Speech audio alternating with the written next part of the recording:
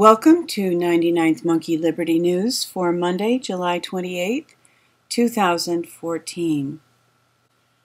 I'm beginning this morning with an older video published January 2013. Vladimir Putin exposes the New World Order. And I have this here as kind of a reference, kind of a reminder of who's who to some extent, and to kind of frame this article from InfoWars. Company in which Joe Biden's son is director prepares to drill shale gas in East Ukraine.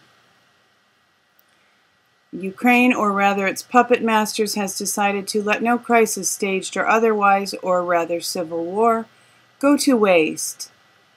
And this is, again, this kind of frames where we are. No matter what happens, no matter what crises are going on, no matter how people are suffering, no matter who's being blown up, the guys behind the scenes here, the Wizard of Oz, the man behind the curtain, they're running with the money. It's all about the money. And as the rest of the world is thrown into confusion, despair, war, whatever, they are running with the money. That does not stop. That's what they're about. While Napoleon was fighting, the Rothschilds were making tons of money by shorting the stock market and being on the side that they knew was the winner before anybody else knew. And before we get excited and say, hey, let's go to war, let's get them, it's important to remember the context here. What it's really about is the man behind the curtain running away with the money. Do you want to die for that? Do you want people to die for that? Here from topinfopost.com, busted MH17 was in fact the lost flight MH370. They have some photo evidence here. I'm not jumping on this bandwagon, but I thought that the evidence was worth presenting, and you can filter this for yourselves and arrive at your own conclusions. And David Icke had some things to say about MH17, and this video from the 25th communicates his opinion. So you can find out what David Icke is thinking about MH17 and what's going on. As far as the conflict between Israel and Gaza, I happened to hear this YouTube video from Truther Girls over the weekend, and I thought it was very concise. It's only about 6 minutes long, and she explains the situation quite well and arrives at the conclusion that the real plan here is to cause the world to hate the Jews. So as this moves forward, it's important for us to, not hate anybody, not hate the Russians, not hate the Jews. It's the answer to the world's problems is not deciding who to hate. It is making a decision to love. And yes, sometimes a show of force is necessary. As M. Scott Peck wrote in People of the Lie, the only thing that truly evil people understand is a show of force. So sometimes there does need to be a show of force, but it doesn't flow out of hatred. It flows out of a desire to limit and restrain the evil, so that they can't hurt the innocent and the vulnerable. From John Rappaport over the weekend was a blog that I found excellent, Foundation of Mass Mind Control. And this is kind of a tutorial on how to analyze your own thoughts and feeling your own emotional response to things, and decipher why we all have the emotional responses that we have. And many of them have been implanted and are intentionally triggered so that the man behind the curtain, who wants to run away with all the money, is able to manipulate all of us and get us to fall in line with the plans that will make them ever wealthier. And understanding that, understanding how our emotions have been manipulated, how symbols have been linked in our minds to certain emotional triggers and responses, is very, very helpful. So I wanted to include this today. And Paul Craig Roberts was a guest on Alex Jones on Friday. And Alex wasn't actually there. David Knight interviewed Paul Craig Roberts. It was an excellent interview, and one of the things that I found particularly helpful, that one of my takeaways, something that I understood more clearly than I have in the past, why the dollar was needed for a time after World War II. And it caused me to think about the timeline, the progression, and I've read some things over the weekend about post-Civil War and during the Civil War, when the corporation was put in place as opposed to the constitutional government because they lost their quorum, that whole thing. I think that happened in 1871. There was a marked departure from the Constitution.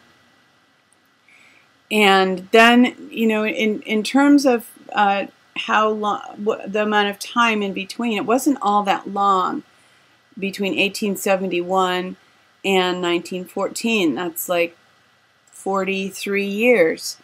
And as we go through our lives, because that's about a half a lifetime for most people, 43 years seems like a long time, but when you consider nations and really this evil plan for world domination, there's no other way to put it,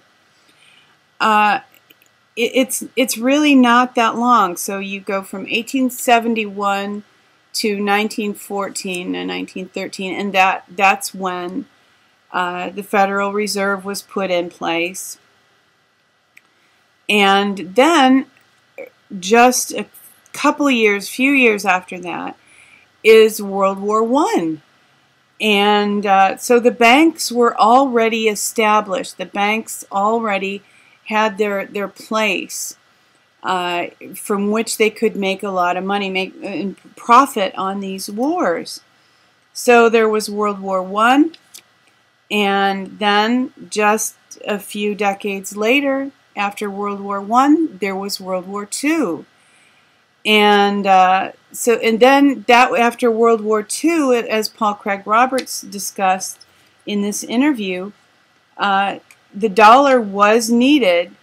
They needed a world reserve currency after World War II in order to facilitate the rebuilding.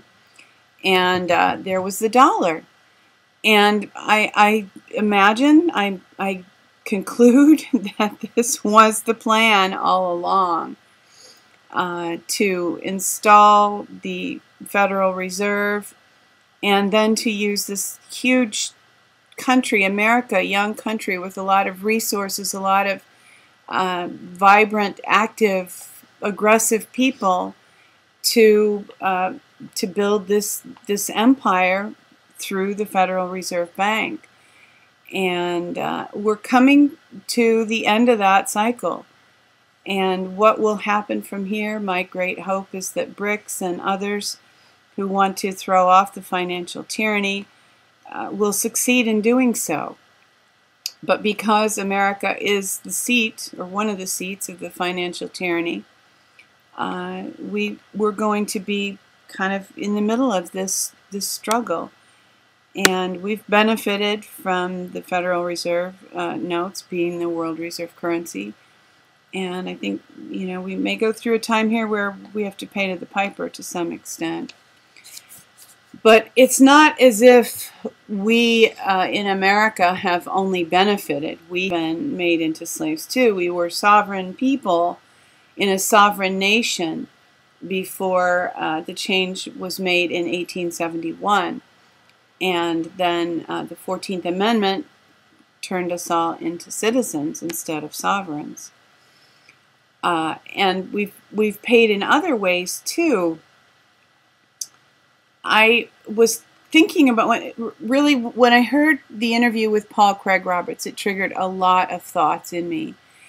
And another one of the thoughts was how women have been manipulated and coerced into a place where, because men were in the workforce, they were able to draw the life force off of men.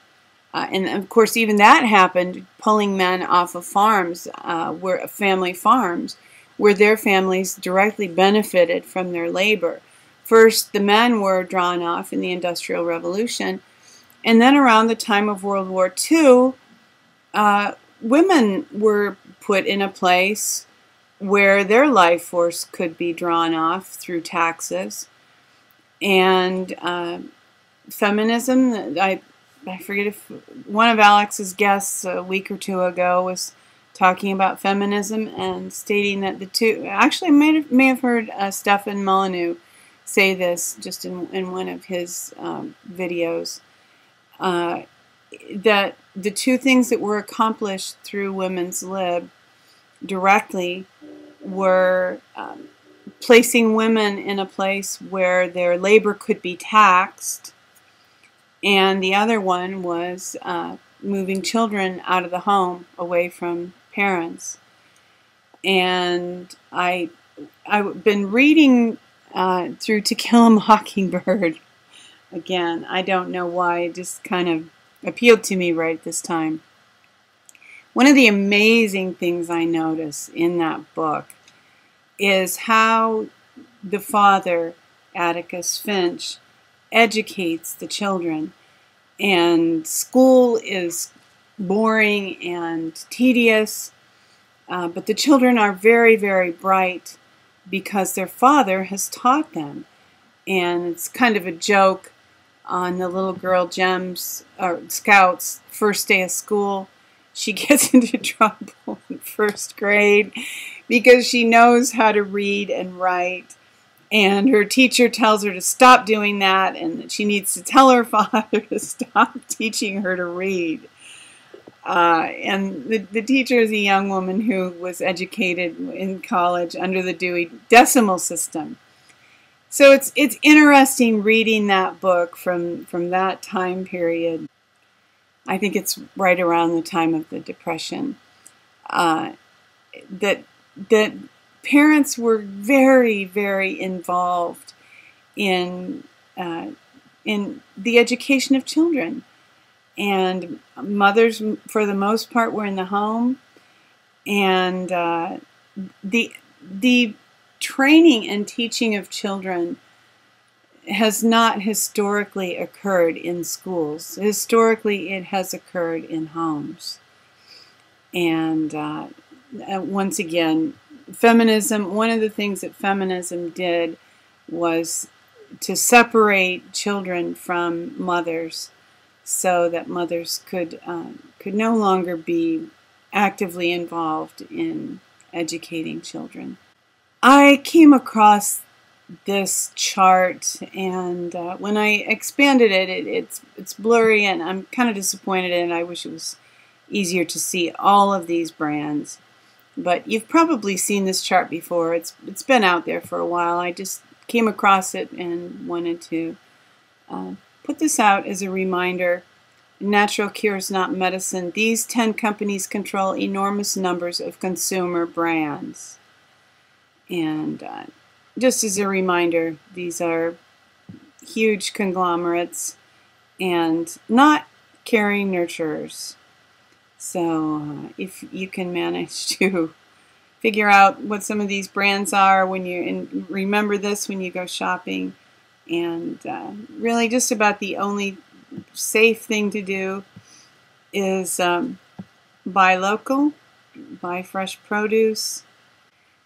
For the good news of the day, from InfoWars, federal judge declares D.C. ban on carrying handguns in public unconstitutional. A federal judge has declared that one of the district's principal gun control laws is unconstitutional and ordered that its enforcement be halted. So, yeah, I'm not sure what's going on with these judges, but they seem to be much more aware of the Constitution in some of their more recent decisions. And hopefully that trend will continue, and we will have a restoration of the Bill of Rights in practice through law enforcement. Thank you for tuning in for today's 99th Monkey Liberty News.